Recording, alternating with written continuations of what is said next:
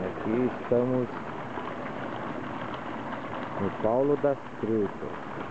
Não, gente, é no trutário. Esse carro, vou te contar, no trutário. Aqui a gente escolhe a nossa truta e ele faz na hora pra Como gente. vocês podem ver, tem trutas gigantescas. Aqui. Olha. É um criadouro de trutas, é um trutário. Mostra o resto pro pessoal ver. Nossa, muito, muito grande.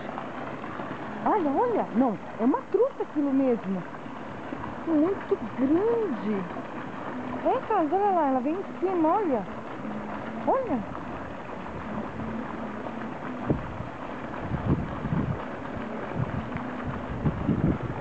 Mostra lá Deus, os outros, olha. Tudo isso é criadouro. Parece que tem um centro para os bebês, aí tem um centro infantil, aí tem o tanque pré-adolescente, o tanque adolescente, e agora esse tanque que está aqui é dos velhinhos, ó. Já são as velhinhas, elas são gigantes.